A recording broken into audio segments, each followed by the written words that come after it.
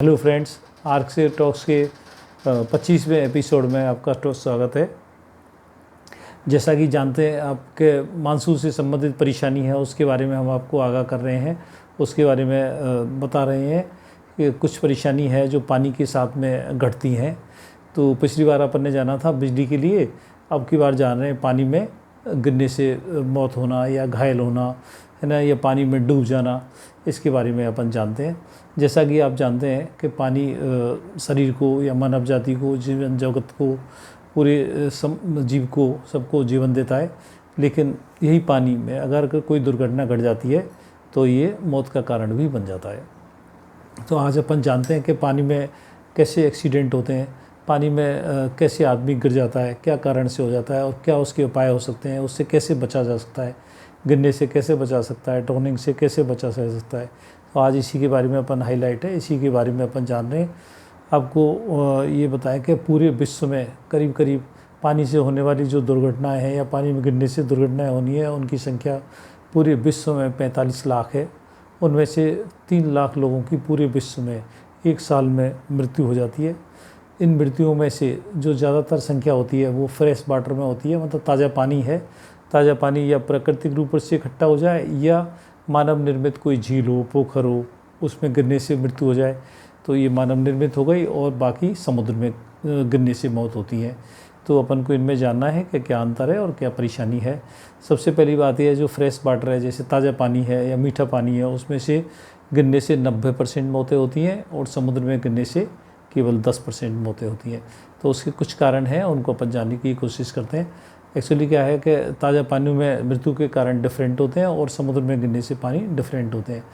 समुद्र में पानी की मात्रा ज़्यादा होती है, तो उसमें पानी की मात्रा ज़्यादा होने से जैसे ही सब पानी फेफड़ों के अंदर पहुंचता है तो शरीर के अंदर जो पानी है उसको वो खींच लेता है, उससे पल्मोनरी एडीमा हो जाता है और मृत्यु हो जाती है।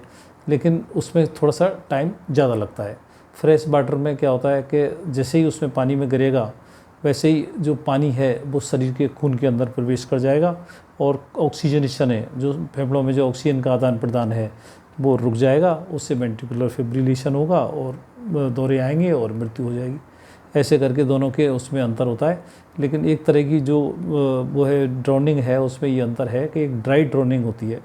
जैसे कोई पानी में गिरता है, जैसे ही उसका जो गला है वो बंद हो जाता है, लैरिंजियल स्पाज्म हो जाता है, तो जो बिना पानी फेफड़े में जाए ही उसकी मृत्यु हो जाती है। इसको ड्राई ड्राउनिंग कहते हैं। ज़्यादातर ये बच्चों के केस में होता है।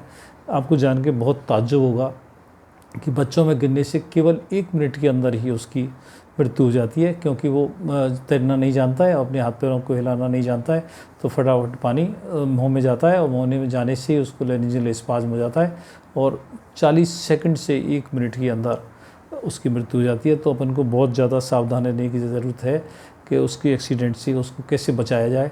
बस ख़ास बात यह है कि ये जो इस तरह के एक्सीडेंट होते हैं उनसे बचा जा सकता है, उनको बचाया जा सकता है। और दूसरे तरह के हैं परेशानी जो बड़े आदमी में है।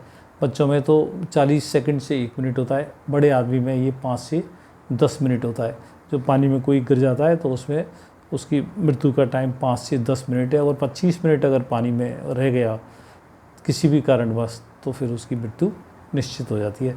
तो इसमें टाइम बहुत कम है, तो रेस्क्यू का टाइम बहुत जल्दी चाहिए, पता लगते ही उसको जल्दी से निकालने का हिसाब चाहिए, तभी उसकी जान बचाई जा सकती है। आज सबसे पहले अपन जानते हैं कि क्या कारण है कि आदमी पानी में गिरने से उसकी मौत हो जाती है। तो अपन समुद्र के बारे में बात नहीं कर रहे हैं क्योंकि उसकी मात्रा केवल 10% है। अपन जानते हैं फ्रेश वाटर। फ्रेश वाटर मतलब जैसे पानी की झील है, पोखर है, या कोई बांध है, तालाब है, जहाँ पानी इकट्ठा हो रहा है और उसमें अचानक कोई गिर जाए, या जैसे उफनती नदी है, बाढ़ आ रही है, ऐसे में अगर गिर जाता है तो फिर उसकी मृत्यु हो जाती है। तो क्या क्या कारण है उसके, तो वो अपन जानते हैं। सबसे पहले उसको तैरना नहीं आना। ऐसा आदमी जो अचानक पानी में गिर जाए और उसको तैरना नहीं आता है तो उसकी परेशानी बहुत ज़्यादा बढ़ जाती है। या कोई तैराक हो और ओवर कॉन्फिडेंस हो, ज़रूरत से ज़्यादा उसको अपने ऊपर विश्वास हो, या जैसे बहुत दूरी तक चला जाए और फिर वो वापस किनारे तक नहीं लौट के आए। तो कई बार जो बहुत अच्छा स्विमर है, जो बहुत अच्छा जानकार है, तैराक है, वो भी पानी में डूब जाता है क्योंकि उसका ओवर कॉन्फिडेंस उसको डरा देता है। दूसरा क्या है, पानी से डर लगना। बहुत सारों को पानी के देखते ही उसको डर लगने लग जाता है, फोबिया हो जाता है। बहुत ज़्यादा मात्रा में पानी देखता है, जैसे बहुत बड़ी झील पे गए, बहुत बड़ी बांध में, तो पानी से डर जाता है। दूसरा क्या है, बच्चे को अकेले छोड़ देना। जैसे पानी के सारे गए, कोई वाटर एक्टिविटी है और बच्चे को अकेला छोड़ दिया तो उसको परेशानी, दुर्घटना घट सकती है। छोटा मान लो बच्चा है, टब में नहा रहा है, ध्यान नहीं दिया, टब में गिर गया, मुंह के बल गिरा, थोड़ा पानी मुंह में चला गया, तो अभी उसमें बताया उसकी मृत्यु का टाइम बहुत कम होता है। फिर क्या चीज़ है, शराब पी लेना सबसे इम्पोर्टेंट चीज़ है बड़े आदमी में। जैसे कोई नशा कर लेना और नशा में वो अचानक गिर गया पानी में, तो भी उसकी उसमें मृत्यु हो जाती है या परेशानी आ जाती है। फिर उसके बाद में परेशानी है, जैसे कहीं कुंड में जा रहे हैं और ऊपर से कूद के नहा रहे हैं, तो कूदने से उसको अचानक चोट लग जाना, सिर में कंकशन हो जाना, या स्पाइनल इंजरी हो जाना, या सर्वाइकल इंजरी हो जाना, या जैसे ही पानी में वो नहाने गया वैसे ही दौरा आ जाना, या खून में शुगर की मात्रा कम हो जाना, जैसे हाइपोग्लाइसीमिया हो जाना, या अटैक आ जाना, तो वो भी दुर्घटना का कारण कई बार बन जाते हैं। और सबसे बड़ी इम्पोर्टेंट बात हो गई है आत्महत्या करना, जानबूझ के उस पानी में कूद जाना। फिर उसके बाद और इम्पोर्टेंट आस्पेक्ट है मर्डर, कोई का मर्डर करके उसमें डाल देना, या जानबूझ के उसको पानी में धकेल देना, एक और भी दुर्घटना का एक बड़ा कारण है। फिर उसके बाद में है फ्लड, बाढ़ आ जाती है। जैसे अपन ने देखा कहीं बाढ़ आ गई नदी में बहुत ज़्यादा, तो बहुत सारे लोग पानी में डूब के मर गए या बह गए, ऐसे करके हो जाता है। फिर उसके बाद में है पानी में जो यात्रा कर रहे हैं, जैसे पानी में जहाज़ जा रहा है, पानी में नाव जा रही है और वो उसमें ज़्यादा हो गए लोग और नाव वो लट गई, तो उसकी दुर्घटना की संभावना बहुत ज़्यादा हो सकती है और बहुत ज़्यादा उसमें मानव क्षति हो सकती है। फिर अपन जानते हैं कि ड्राउनिंग को अपन कैसे डिवाइड किया जाए। तो अपन को ड्राउनिंग में ये है कि पानी में डूब गया, तो एक तो यह पहला है कि बिल्कुल डूब गया है ना, पानी में 25 मिनट से ज़्यादा रह गया और उसकी मृत्यु हो गई, तो ड्राउंड हो गया, मतलब डूब गया। दूसरा क्या है, नियर ड्राउनिंग, जैसे लगभग डूबने कोई था, जैसे ही रेस्क्यू कर लिया उसी समय बचा लिया। और तीसरी परेशानी है कि उसको बहुत कम पानी उसके फेफड़े में गया और तभी उसको निकाल लिया। फिर उसके बाद में जैसे मान लो निकाल लिया तो उसको क्या परेशानी आएगी, क्या लक्षण आएगी, तो अपन पहचान लें कि भाई पानी इसके शरीर में चला गया। तो एक तो उसका त्वचा का जो स्किन है, त्वचा है, उसका रंग ब्लूइश हो जाएगा, नीला हो जाएगा, क्योंकि ऑक्सीजन की कमी हो गई तो त्वचा का रंग नीला हो जाएगा। और त्वचा का वो है टेम्परेचर वो कम हो जाएगा, ठंडा हो जाएगा। जैसे बाई चांस वो ठंडे पानी में गिर गया, जैसे बहुत सारी जगह ठंडे पानी की झील होती हैं, जैसे अपन हिमाचल में या बड़ी जगह जाते हैं जहाँ पानी बहुत ठंडा रहता है, तो उसका टेम्परेचर एकदम बॉडी का गिर जाता है। इसको कहते हैं हाइपोथर्मिया। हाइपोथर्मिया हो गया, पानी ठंडा हो गया, फिर उससे पानी भीतर फेफड़े में आता है तो क्या होगा, छाती में दर्द हो जाता है, सांस लेने में कठिनाई हो जाती है, या फिर ज़्यादा पेट में पानी आता है तो फिर उल्टी हो सकती है। तो ऐसे करके उसको परेशानी हो जाती है। अब अपन को क्या करना है, क्या मदद पहुंचानी है उसको, पानी में गिर गया तो क्या मदद पहुंचानी है। तो पानी में गिरने से सबसे पहले कोई रस्सा फेंकना है, कोई रिंग फेंकनी है, और जो अच्छा स्विमर है, तैराक का है, जो रेस्क्यू टीम का तैराक है, वो उसको कूद के उसको बचा सकता है।